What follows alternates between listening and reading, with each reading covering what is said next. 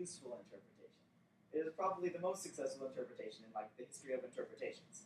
Like we looked at the physical world and say, we're going to look at this as only present at hand. We're going to stop talking about subjective categories, or subjective as defined as anything right at hand or Dasein. We're going to look at the world as if it were only present at hand. Now that's an interpretation. You understand the world, you have it in forehaving. You look at the world, you have it in your foresight. But you apply the foreconception of only present at hand, only material things. And that's definitely an interpretation. It turns out when you do that you learn far more about the present at hand than you ever could without doing that.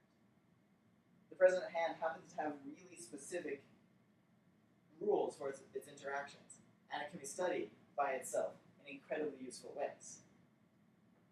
And you can learn far more about the present at hand that way than you could with Heidegger's interpretation. But it's still an interpretation, and specifically it's an interpretation that leaves a lot out.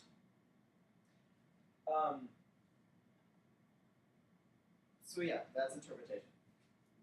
So let's take...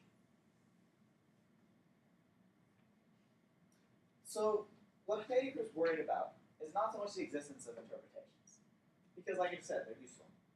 What he's worried about is when interpretations get taken as more fundamental than the phenomenon that prompted them. He's worried when science becomes more fundamental than the structure of being in the world. He's worried when he's not worried by the claim that we can analyze the world, the interactions of the world in mathematical terms and get useful results. Totally fine.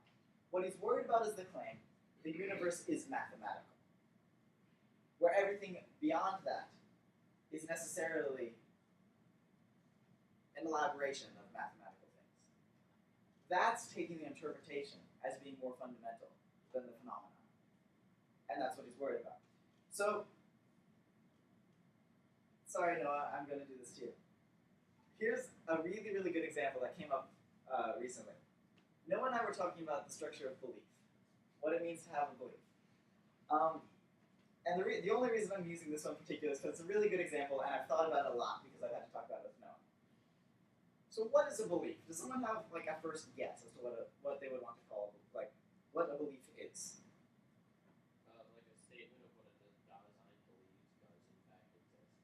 A statement of what a Dasein believes exists. Well, or you use believe in your definition of belief. It's a statement of what a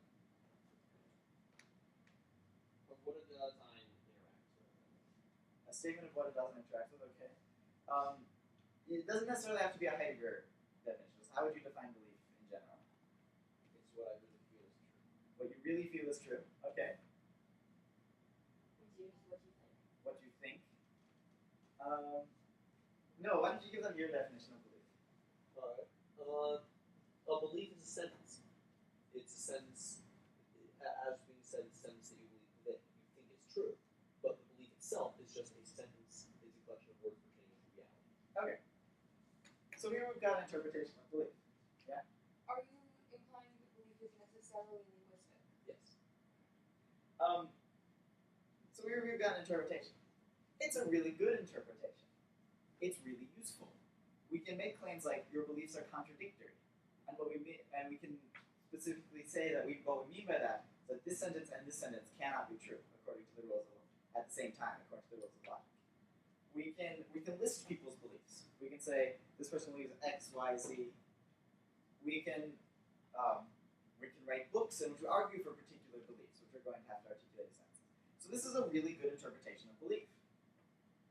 The question is, do we want to look at this as fundamental? Well, can a Dasein have sentences in it, according to Heidegger? I feel like the answer is pretty clearly no. What a Dasein does is it understands the world in the sense of interacting with, dealing with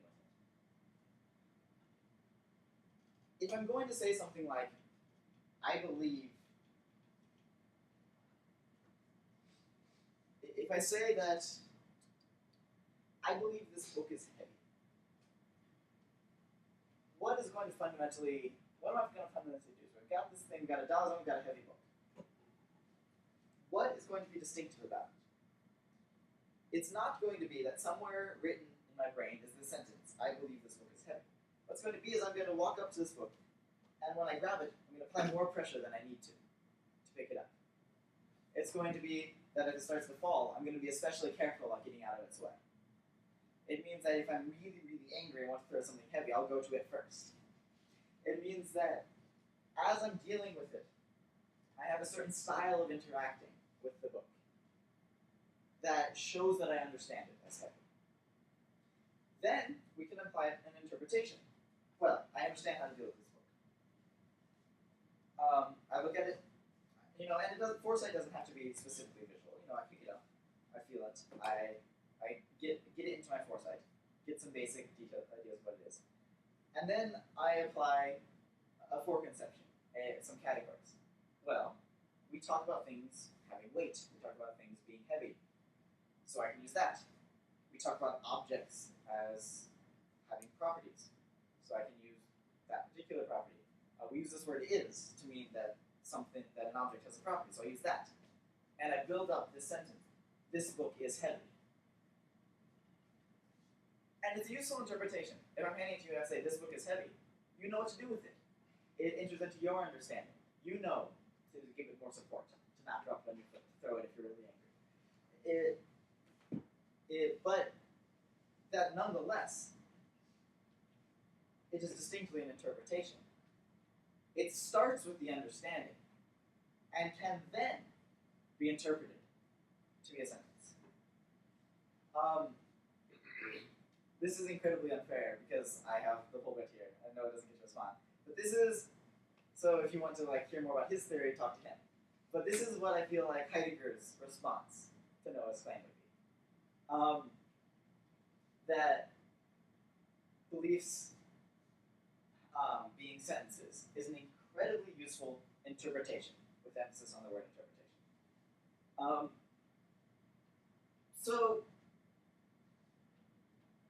Okay, we have a word for it.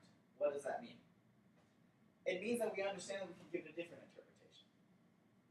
It means that if, say, I were a psychologist, or, I don't know, I'm going to take a very hypothetical example that would never happen in the world. I'm some sort of psychiatrist who feels a definite need to make sure this person no longer believes the book is heavy. Here's what I'm not going to do. I'm not going to say, patient, say the words, the book is not heavy. I say the words, the book is not heavy. Like, well, there's your belief sentence. Clearly you are cured. No. You understand that it's a part of their interactions with the world. And so your interpretation needs to include different categories. It needs to include categories of being used to interacting in a certain way. It needs to include categories of, I don't know, habits, maybe. This is equally an interpretation.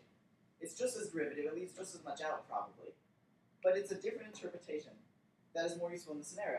But this is how, phobias actually do get cured by psychiatrists, is that they will cause people to interact, say, with snakes if they're afraid of snakes, in a non-threatening way, until they get used to interacting with snakes and not being afraid of them. And so their belief snakes are frightening or snakes are dangerous has been changed, not by means of applying a different sentence, but by means of causing a different understanding through day-to-day interactions with the world. Doesn't mean necessarily that it's the right interpretation or that Noah's is wrong. It means it's a different interpretation, and that was gotten to by applying different categories that stem from the same phenomenon. Heidegger would probably claim that Noah's interpretation leaves far too much out, and that the latter interpretation that I've been viewing is more primordial interpretation. But nonetheless, they're both interpretations. So, what we've got here is an entirely different way of understanding the basis of philosophy, and really the basis of any form of knowledge. We've got a structure in which we can understand ourselves and the being of the things around us using new words, having new categories. categories specifically